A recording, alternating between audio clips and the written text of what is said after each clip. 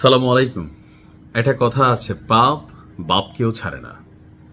টাকার জন্য পৃথিবীর প্রত্যেকটা মানুষের ছোটে, কিন্তু কিছু টাকা, যেই টাকাগুলোর মধ্যে মানুষের রক্ত মিশ্রিত আছে। কিছু টাকা আছে যেগুলোর মধ্যে মানুষের আহা মিশ্রিত আছে। কিছু টাকা আছে যে টাকাগুলো উপার্জনের জন্য আপনি একজন ভালো মানুষকে অপরাধী বানিয়ে দিচ্ছেন, একজন মানুষের ব্যবসা প্রতিষ্ঠান আপনি শেষ করে দিচ্ছেন, একজন মানুষকে মিথ্যা মামলায় ক্রসফায়ার দিয়ে আপনি রাজনৈতিক উদ্দেশ্যকে বাস্তবায়ন করছেন। এই ধরনের আহামূলক যে মামলাগুলো আছে বা যে অর্থ আছে, এটা আপনার জন্য কাল হয়ে দাঁড়াবে। দর্শক, ইতিমধ্যে আপনারা সকলে জানেন যে একসময় বাংলাদেশে একজন মন্ত্রী এমপি, শুধুমাত্র প্রধানমন্ত্রীর পরে যদি কোনো ব্যক্তি ছিল, সে ছিল সাবেক পুলিশের আইজিপি বেনজির আহমেদ।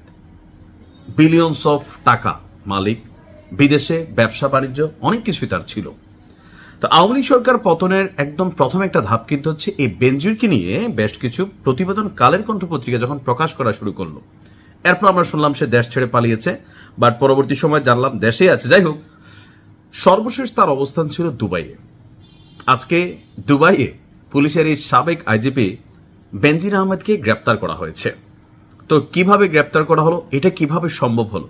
আসলে সব সম্ভব যতক্ষণ আপনি চেয়ারে অথবা চেয়ারে থাকার মানুষটার আশেপাশে আছেন, ততক্ষণই কিন্তু কেয়ারে।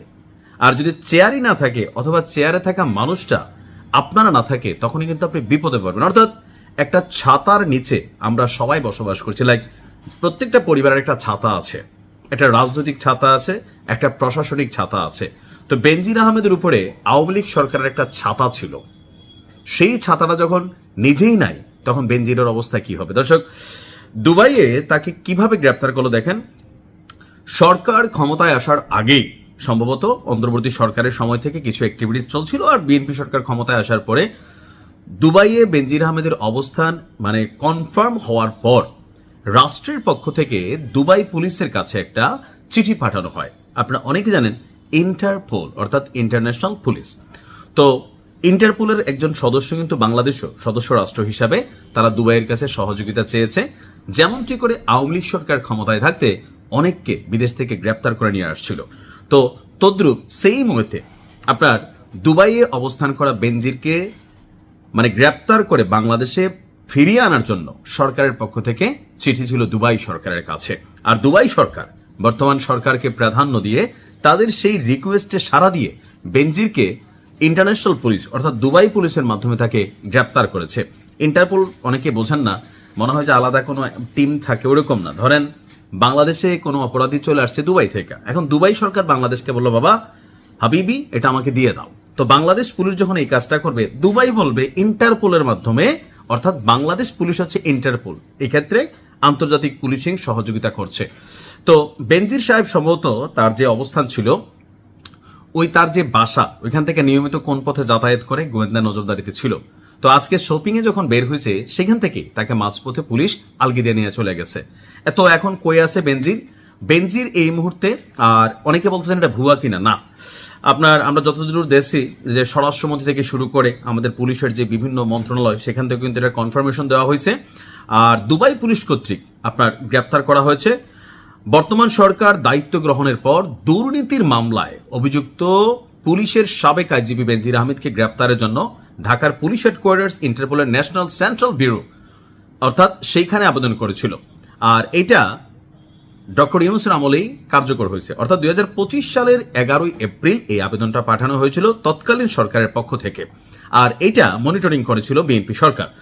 তো 2025 সালে ইন্টারপোল আপনার বেনজিরের বিরুদ্ধে রেড নোটিশ জারি করে। উক্ত রেড নোটিশের মাধ্যমে ইন্টারপোল সংযুক্ত আরব আমিরাতের স্বরাষ্ট্র মন্ত্রণালয়কে গ্রেপ্তারের জন্য অনুরোধ করে, এরপর তাকে সেখান থেকে গ্রেপ্তার করা হয়। তো এই মুহূর্তে সর্বশেষ স্টেটাস কি বলা হচ্ছে যে সংযুক্ত আরব আমিরাত তারা বলছে যে আগামী 30 দিনের মধ্যে কূটনৈতিক চ্যানেলের মাধ্যমে আনুষ্ঠানিক এক্সট্রাডিশন রিকোয়েস্ট অর্থাৎ প্রত্যর্পণের আবেদন সেটা প্রেরণ করতে হবে। বেনজির আহমেদের বিরুদ্ধে দুর্নীতি প্রতিরোধ আইন এবং বাংলাদেশ পাসপোর্ট আইনে মামলা বিচারাধীন রয়েছে। উক্ত বিষয়ে পুলিশ ইন্টারপোলের চ্যানেলের মাধ্যমে বিদেশি কর্তৃপক্ষের সঙ্গে যোগাযোগ এবং গ্রেফতার পরবর্তী ফলো আপ কার্যক্রম সম্পন্ন করছে। সবকিছু ঠিকঠাক থাকলে আগামী 30 থেকে 35 দিনের মধ্যে বেনজির বাংলাদেশে আসবে। তারপর বাকিটা কি হবে সেটা আমরা কিছুটা আইডিয়াই করতে পারছি।